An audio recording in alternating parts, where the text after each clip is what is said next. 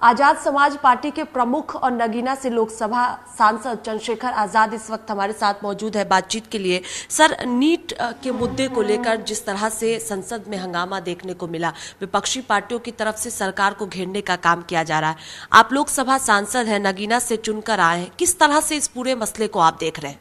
देखिए, हमने जो आज सरकार से जवाब मांगा वो इसलिए मांगा क्योंकि नौजवान देश की रीढ़ है और जो बच्चे नीट के बच्चे हैं वो उनके कंधों पे जिम्मेदारी है, वो भविष्य है भारत का। लेकिन जिस तरह से भर्तियों में घोटाले हो रहे हैं, पेपरों में घोटाले हो रहे हैं, नीट के साथ साथ कई ऐसी भर्तियां हैं, जैसे यूपी पुलिस की भर्ती में घोटाला हुआ, पटवारी की भर्ती में घोटाला, 69 शिक्षक भर्ती में घोटाला हुआ। ये जो घोटाले हो रहे हैं, ऐसा लगता है कि ये सत्ता के संरक्षण में हो रहे हैं। तो नीट का विषय बड़ा विषय है और इस पर जवाब देना पड़ेगा। युवाओं के भविष्य के साथ खिलवाड़ नहीं कर सकते हैं। जिस तरह से एक प्राइवेट एजेंसी को ये कराने के लिए दिया गया है, ये भी शंका के घेरे में। उनका अपना कोई ऑफिस नहीं है, जो कर्मचारी हैं वो सब जो है आउटसोर्सिंग पे हैं।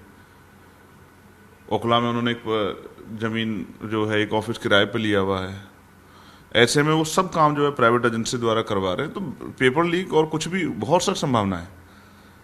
तो पहले ये सीबीएसई कराती थी, तो कभी कोई इस तरह के, तो मेरा तो मत ये है कि पहले तो ये पेपर जो है जो लीक हुआ है, ये पेपर जो है पुनः पेपर कराया जाए और इसका सारा खर्चा जो है सरकार उठाए, बच्चों को इसका उनके आने जाने का, रहने रुकने का, सब चीज़ों का।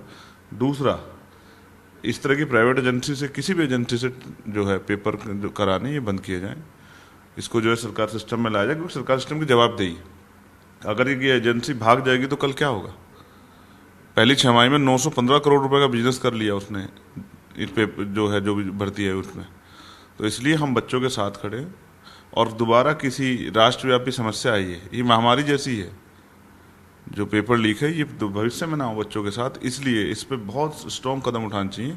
सिर्फ सत्ता जो के पक्ष के जो लोग हैं या एजुकेशन मिनिस्टर है, सिर्फ मुंह से ना बोलें, कुछ करके भी दिखाएं, क्योंकि ये उन्हीं की सत्ता में और उन्हीं लोगों ने ये सब चीज़ें की। ऐसा नहीं कि उनकी नई सरकार बनी है कि पिछली सरकार में हो गया। पिछले 10 साल से भाजपा की सरकार, एनडीए की, उन्हीं की सरकार में सब हो रहा है। इसलिए जवाब उनको देना पड़ेगा और जवाब मांगने के लिए जनता ने हमें वहाँ भेजा है। सरकार की तरफ से कहा जा रहा है कि सरकार सदन में हर मुद्दे पर चर्चा के लिए तैयार है, लेकिन विपक्षी पार्टियां चर्चा नहीं चाहती है। हंगामा हो रहा है, सदन को स्थगित करना पड़ा इसकी वजह से। देखिए, ऐसा है, मैं चर्चा का पक्षधर हूँ, चर्चा होनी चाहिए, लेकिन चर्चा तभी होगी जब सत्ता पक्ष के लोग तैयार होंगे। मैं विपक्ष के साथी जो हैं वो जिस बात को उठा रहे हैं, देखिए बहुत बड़ा गैप नहीं है सत्ता और विपक्ष में। तो जनता ने इस बार उनको मैंडेट दिया है, या उनके साथ दल जो घटक दल है उनकी वजह से वो सत्ता में है। तो लेकिन हमें भी लोगों ने वोट दिया है, जनता ने हमें भी वोट दिया है। तो सिर्फ ऐसा नहीं कि जो उनका मन होगा वही होगा, ये फिर हिटलरशाही नहीं चलेगी। डेमोक्रेसी में विपक्ष का भी बहुत अहम योगदान है। तो हमें भी सुनना पड़ेगा, हमारे इशू को भी सुनना पड़ेगा, जो बर्निंग इशू है उसको सुनना पड़ेगा। जैसे आज टर्मिनल 1 जो है उसकी छत गिर गई, तो वहाँ जो इस समय जो लोग हैं उनको इलाज की ज़रूरत है। ये नहीं कह सकते कि भाई इनको बाद में इलाज देंगे, पहले दूसरे लोगों को इलाज देंगे, ऐसा नहीं हो सकता है। तो ये जो फर्स्ट जो इशू है, जो बर्निंग इशू है, जहाँ नौजवान सुसाइड कर रहा है, बच्चे सुसाइड कर रहे हैं, अभ्यर्थी, और वो अपने जीवन के साथ जो है जिस तरह का रिस्क ले रहे हैं, ये अच्छा नहीं है। हर व्यक्ति का जीवन मूल्य है। तो इसलिए ये बर्निंग इशू, इसको इस पर सुनना चाहिए। और मैं विपक्ष से भी कहूँगा कि वो भी जो है चर्चा का माहौल बनने दे, और ये तभी होगा जब अध्यक्ष जी सबको सुनेंगे, सबके साथ एक जैसा बर्ताव करेंगे। चंद्रशेखर आजाद इस मुद्दे को संसद के अंदर उठाएंगे आने वाले दिनों? हम तो आज भी तख्ती पकड़ के खड़े थे कि ये होना चाहिए, नीट के बच्चों को न्याय मिलना चाहिए। और नीट ने आगे कोई भी भर्ती जो है वो किसी ऐसी एजेंसी से ना हो जो प्राइवेट एजेंसी हो, और उसका पेपर लीक ना हो, इसकी पहले से तैयारी करनी पड़ेगी, क्योंकि बहुत बड़ा झटका लगता है बच्चों को। हमारे यहाँ यूपी में लगभग 50 लाख के करीब बच्चों ने पेपर दिया था, और पेपर जब लीक हुआ तो बहुत बच्चों ने जो है पीड़ा जाहिर की, उनके परिवार ने पीड़ा जाहिर की। तो एक बड़ी तकलीफ होती है, क्योंकि बच्चा तैयारी करता है कई महीने, और जब पेपर दे के आता है तो संतोष होता है मन में कि रिजल्ट जब आएगा तो उनके मैं कामयाब हो जाऊंगा। लेकिन जैसे पेपर दे के निकलता है, पता लगता है लीक हो गया, तो बहुत तकलीफ होती है। तो सत्ता में बैठे लोगों को, और विपक्ष तो समझता है, लेकिन सत्ता के बैठे लोगों को भी और मंत्रियों को भी, और स्पेशली प्रधानमंत्री से मैं निवेदन करूँगा कि उनको हमारे नौजवान बच्चों का दर्द समझना चाहिए। विपक्षी पार्टियां इस मुद्दे पर एकजुट नजर आ रही हैं। क्या चंद्रशेखर आजाद भी विपक्षी पार्टियों के साथ है नीट के मुद्दे पर आवाज उठाने के लिए? मैं तो वहां गया ही हूँ आवाज उठाने के लिए, और मैं इशूज बेस मेरा जो है विषय है, तो मैं तो नीट के बच्चों के लिए हर लड़ाई लड़ने को तैयार हूँ। अगर मुझे सड़क पर जाकर आंदोलन करना पड़ा तो उसके लिए भी तैयार हूँ। मैं तो जंतर मंतर भी गया था, तो मैं तो नीट के बच्चों के साथ हूँ। विपक्षी पार्टियों के नेताओं द्वारा भी बातचीत हुई है आपकी? बहुत सारे इशू आएंगे, देखेंगे विपक्ष की जो पार्टी जिनको आप विपक्ष कह रहे हैं वो कितना हमारे इशू पे हमारा साथ देंगे, देखते हैं। हम बच्चों के साथ हैं, नीट के जो बच्चे हैं जिनकी तकलीफ है उनके साथ खड़े हैं। किसी पार्टी के नेता ने बातचीत आपसे नहीं की है कि इस मुद्दे पर साथ आए? नहीं, ऐसा है, हमें जो हमारा इशू है और जो गलत हो रहा है उसके खिलाफ हमें आवाज उठानी है। उसके लिए हमें किसी पार्टी की नियुक्ति की जरूरत नहीं है। जो गलत होगा हम उसके लिए आवाज उठाएंगे, और जब कोई सही होगा तो फिर हम उसकी भी समीक्षा करेंगे। राष्ट्रपति ने जो कल अभिभाषण दिया उसको लेकर भी विपक्षी पार्टियों ने सवाल उठाया कि राष्ट्रपति की तरफ से जिस तरह से कहा गया कि पिछले 10 सालों में सरकार ने विकास कार्य किए हैं, उसको लेकर विपक्षी पार्टियों ने कहा, खासतौर पर अखिलेश यादव के बयान का जिक्र करें तो उन्होंने कहा कि सरकार की भाषा थी। आप किस तरह से देख रहे हैं? राष्ट्रपति भाषण जो होता है, अब जनता पता नहीं उसको कैसे समझती है, लेकिन वो सरकार का ही भाषण होता है और वो छपा हुआ भाषण होता है जिसको राष्ट्रपति पढ़ती है। तो मैं तो इस बात के लिए वो था कि उनको बहुत देर खड़े होकर उसको पढ़ना पड़ रहा था, जबकि मैंने देखा, क्योंकि मैं फर्स्ट टाइम जो है मेंबर हूँ, तो उनके जो सुरक्षाकर्मी थे वो बदले गए उसी बीच में। 2 सुरक्षाकर्मी थे, तो मैं तो ये चाहता था कि वो आराम से एक बार बैठ जाएं, क्योंकि वो बड़ी है हमारी, हम उनका सम्मान करते हैं, हम ही में, तो फिर दोबारा जो बचा हुआ दोबारा पढ़ लें। लेकिन ये जो लिखा हुआ पढ़ने की प्रक्रिया ये पहले से डिसाइडेड, तो सरकार का पेपर है तो पढ़ दिया, लेकिन उसमें जमीनी सच्चाई कितनी है ये, इसके लिए मैंने कल भी अपनी बात रखी थी कि उन्होंने कहा कि भाई बाबा साहब अम्बेडकर को कोट किया कि भाई उन्होंने कहा वीकर सेक्शन जब तक अपलिफ्ट नहीं होगा, तो कहाँ वीकर सेक्शन? आप 80 करोड़ लोगों को तो सस्ता राशन दे रहे हैं, ये तो आप ही की सरकार कह रही है। और आप खुद ही देख रहे हैं कि जो है न्यूनतम वेतन जो है कितना कम हो गया है, और प्रति व्यक्ति आय पे क्या स्थिति है भारत की, ये भी देखने का विषय, और इकोनॉमिक रूप से जो है हम लोग कहाँ खड़े हैं ये भी देखने का विषय, और साथ साथ जिस तरह से प्राइवेट सेक्टर आगे बढ़ रहा है, तो सरकारी सेक्टर यानी कि जो वो थी अधिकार था जनता का वो खत्म हो रहा है। हेल्थ क्या इशू कंडीशन है हमारी, उस पर भी राष्ट्रपति जी को बोलना चाहिए था। एजुकेशन की क्या कंडीशन है हमारी, उस पर भी बोलना चाहिए था, और हमारी कानून व्यवस्था पे बोलना चाहिए था, कानून व्यवस्था की स्थिति क्या है। तो बहुत सारी ऐसी चीज़ें हैं, और उन्होंने महिलाओं के लिए स्पेशली कहा, मगर मणिपुर और तमाम जो है देश भर में जितनी जो महिलाओं पे हिंसा हो रही है उसके बारे में वो शायद एक शब्द नहीं बोली। संदेश खाली में जो हिंसा है उस पर भी वो एक शब्द नहीं बोली। तो मेरा कहना ये है कि सिर्फ सरकार का पेपर नहीं पढ़ना चाहिए राष्ट्रपति जी को, उनको वास्तविक धरातल की सच्चाई पे भी बात करनी चाहिए, और सरकार को कहना चाहिए कि वो सुधार करे, और वो सुधार नहीं करते तो फिर विपक्ष जो है अपनी बात रखेगा ही। और मैं आपके सामने एक बात विषय लेके आता हूँ। 4 साल पहले दिल्ली में हम लोग जेल गए थे 66 दिन के लिए, और विषय था दिल्ली में गुरु घर था, बहुत ऐतिहासिक गुरु घर है तुगलकाबाद का, उसको डीडीए ने तोड़ दिया था। फिर सुप्रीम कोर्ट का भी इस पर ऑर्डर आया, सरकार ने भी उसमें आगे बढ़ के कहा कि हम इसको बनाएंगे, लेकिन उसके बाद राम मंदिर का फैसला आया, तो राम मंदिर बन के तैयार हो गया है, लेकिन करोड़ों अरबों लोगों के आस्था के प्रतीक सतगुरु रविदास जी महाराज का जो गुरु घर था ऐतिहासिक, एक ईंट नहीं लगी अभी तक, उसके गेट भी नहीं खुले।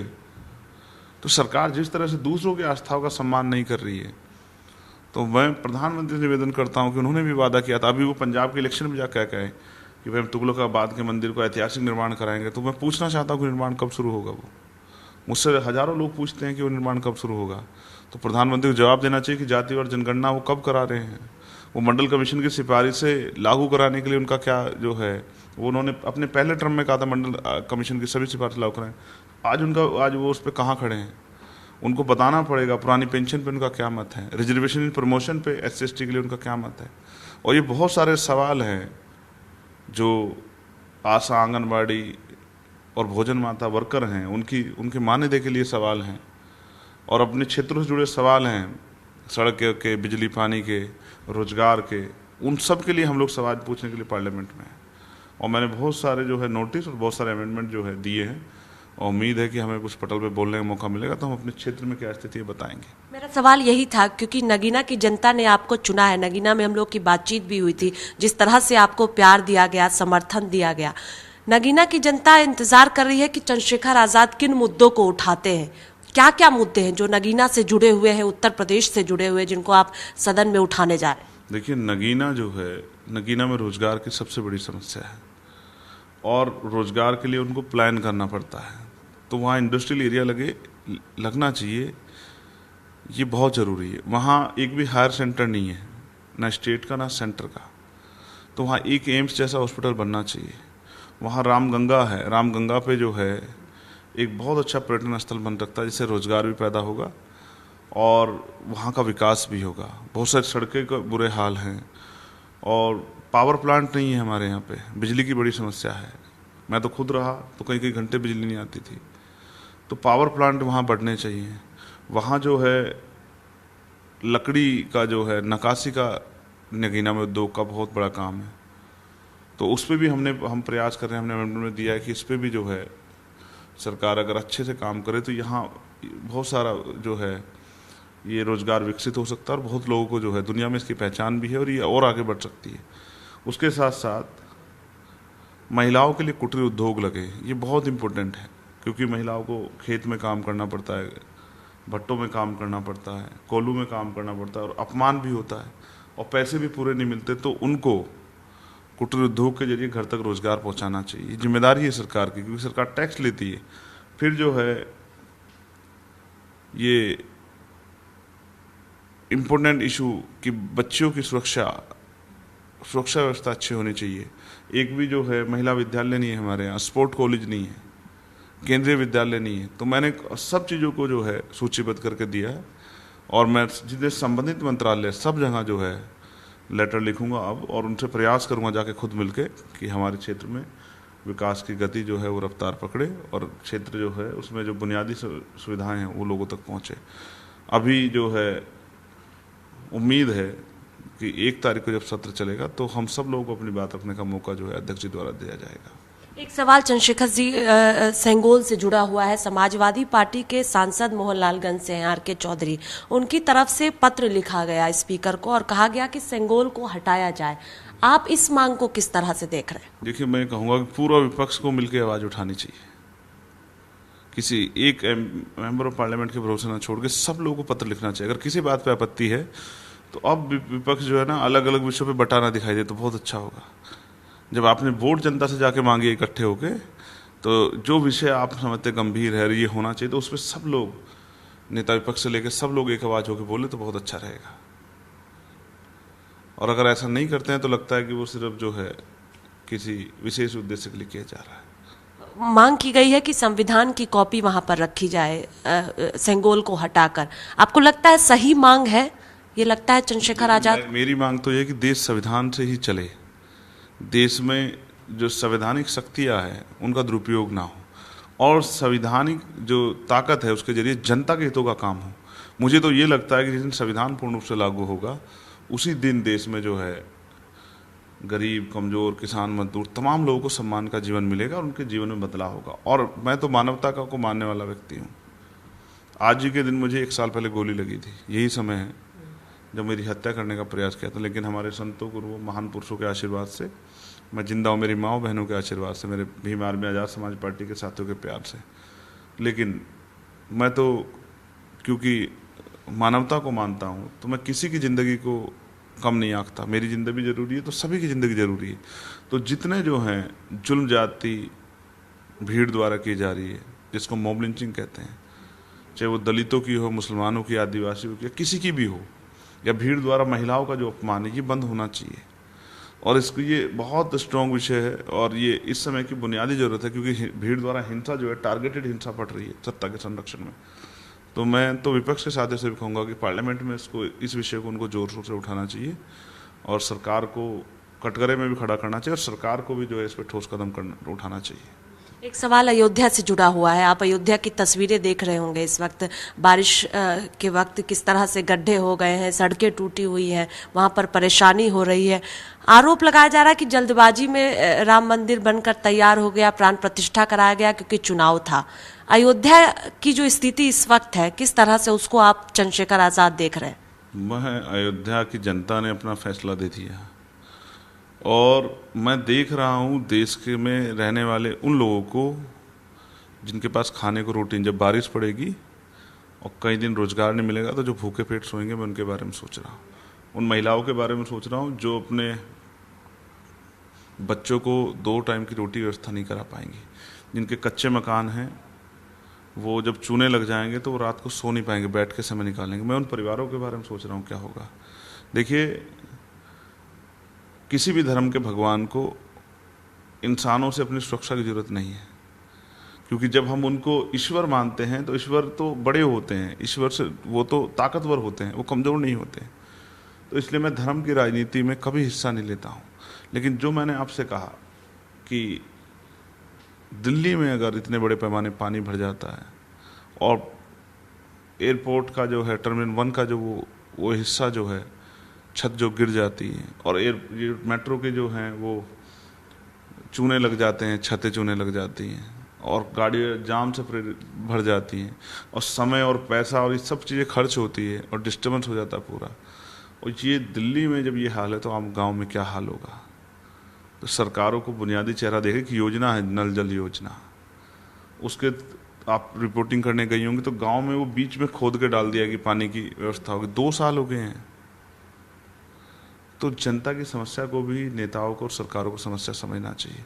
मैं बार बार कह रहा हूँ अपने अधिकारियों से कि भाई उनको भरो, क्योंकि अब जब बरसात आ जाएगी तो उनमें बहुत सारे बच्चों को चोट लगेगी, किसी की जान भी जा सकती है, किसी का हाथ टूट जाएगा, किसी का सर फूट जाएगा। तो ऐसा मजाक मत करो जनता के साथ, उनकी भावनाओं का भी सम्मान करो, उनके आंसू की भी कदर करो। तो वो इंसान हैं, वो भी सोचते हैं कि भाई हमारी वैल्यू है। अगर श्रम का सम्मान नहीं होगा तो फिर देश में मैं नहीं समझता कि किसका सम्मान हो रहा है। तो श्रम का सम्मान, जो मेहनत का समाज है, कि कमेरा वर्ग है, किसान है, उसका भी सम्मान होना चाहिए। अब किसानों की जब ज़्यादा बारिश हो, फसलों को नुकसान होगा तो मुआवजे के नाम पे 2, 4, 10, 12 रुपये नहीं दिखाने चाहिए उनको। उनका सही आकलन करना चाहिए और उनकी मदद करनी चाहिए। और सरकार ने कहा था, यूपी सरकार ने चुनाव में, कि बिजली के बिल हम ख़त्म कर देंगे, फ्री कर देंगे, माफ़ कर देंगे। कुछ नहीं हुआ, परेशान है किसान बहुत पूरी तरह से। तो हम जिस क्षेत्र से आते हैं उनकी आवाज़ उठाना हमारी जिम्मेदारी है। मेरे यहाँ बाढ़ की सबसे बड़ी समस्या आएगी, आप देखना। तो मैंने अभी से अमेंडमेंट में दिया है कि साहब बाढ़ की समस्या से निजात दिलाओ जनता को हमारी, क्योंकि पैसा तो हर बार सैंक्शन होता है और वो पैसा के कागजों तक और फिर नेताओं तक और वो फिर अधिकारियों तक सीमित हो जाता है। तो जनता को उठाना पड़ता है नुकसान, किसी की फसल बह जाती है, किसी के बच्चे की जान चली जाती है, किसी को और नुकसान हो जाता है, बहुत परेशानी होती है जनता को। तो उनकी आवाज़ उठाना हमारी जिम्मेदारी, इसलिए हम लोग यहाँ हैं। एक सवाल यह है कि आपने चुनाव के वक्त देखा था कि आकाश आनंद को जिम्मेदारी जो दी गई थी उससे पीछे कर दिया गया था मायावती की तरफ से। चुनाव खत्म होने के बाद नतीजे आए, उसके बाद फिर से एक बार आकाश आनंद को जिम्मेदारी दी गई है। इसको किस तरह से देख रहे हो और चुनाव को लेकर चंद्रशेखर आजाद की किस तरह से आगे तैयारी होगी? आजाद समाज पार्टी किस तरह से आगे उत्तर प्रदेश में दिखेगी आने वाले दिनों में? देखिए, बहुजन समाज पार्टी की जो राष्ट्रीय अध्यक्ष हैं हमारे नेता बहन कुमारी मायावती जी, उन्होंने जो फैसला लिया है, पहले लिया, जनता ने उसका आकलन किया और अब जो लिया तो भी जनता उसका आकलन कर रही है। मैं तो उनको मंगल कामनाएं दूंगा। और आज़ाद समाज पार्टी मजबूती से उपचुनाव की अपनी तैयारी में जुटी हुई है। सभी बूथ कमेटियाँ, सेक्टर कमेटियाँ सक्रिय की जा रही हैं, भाईचारा कमेटियाँ बन रही हैं और काम करने वाले लोगों को आज़ाद समाज पार्टी मौका देगी। और उम्मीद है इस बार जब उपचुनाव के रिजल्ट आएंगे तो वो चुकाने वाले होंगे। लगता है कि बसपा को नुकसान हुआ, आकाश आनंद को जो हटाया गया? जनता आकलन करती है चीज़ों का कि कौन सी चीज़ का। अब 40 दिन में अगर बहन जी ने उनको मैच्योर कर दिया है, उनकी अपरिपक्वता खत्म कर दी है, तो जनता सब देख रही है। वो ये भी देख रही है कि राम मंदिर की तरह ये फैसला कुछ अचानक तो नहीं लिया गया, इसमें बाद में गड्ढे तो नहीं गिर जाएंगे जैसे वहाँ गड्ढे पैदा हो गए हैं और यहाँ किसी विशेष परिस्थिति में लिया गया, तो यहाँ ऐसा तो नहीं कि गड्ढे लग जाएंगे। तो मैं चंद्रशेखर गड्ढे नहीं आने देगा। बहुजन मिशन में, बहुजन महापुरुष सपनों में चंद्रशेखर आजाद रुकावट नहीं पैदा होने देगा। इसलिए चंद्रशेखर आजाद, आज़ाद समाज पार्टी, भीम आर्मी के नेता कार्यकर्ता दिन रात मेहनत कर रहे हैं। और मैं आपके चैनल के माध्यम से, क्योंकि आप मुझसे नगीना में मिली थी नूरपुर में, तो मैं नूरपुर, नगीना, नहटोर, नजीबाबाद, किरतपुर, शेरकोट, तमाम जो है हल्दौर, जितने भी हमारे वहाँ के सब साथी हैं, मैं उन सब का धन्यवाद करना चाहता हूँ, पूरी नगीना लोकसभा का, कि उन्होंने जो प्यार आशीर्वाद मुझे दिया है। मैं विश्वास दिलाता हूँ क्योंकि आज मेरा पुनर्जन्म जैसे हुआ था, तो मैं जब तक जीवित हूँ नगीना के सम्मान के लिए और देश में रहने वाले सभी हक वंचित समाज के लोगों के लिए उनकी आवाज़ उठाता रहूँगा, पार्लियामेंट में भी और पार्लियामेंट के बाहर भी। चुनाव में सभी सीटों पर प्रत्याशी उतारेंगे चंद्रशेखर आजाद? वैसे ये फैसला पार्टी का है, लेकिन पार्टी की तैयारी मुझे लग रहा है सभी सीटों पे है। बहुत शुक्रिया बातचीत के लिए। चंद्रशेखर आजाद नगीना से चुनकर आए हैं, सांसद हैं और साफ तौर पर कहना है कि नगीना की जनता का जो भी मुद्दा है उसको सदन में उठाएंगे। और नीट के मुद्दे पर इन्होंने कहा कि छात्रों के साथ है, सड़कों पर उतरना पड़ेगा तो चंद्रशेखर आजाद उतरेंगे। कैमरा पर्सन देवेंद्र के साथ स्वाति पाठक, भारत समाचार, दिल्ली।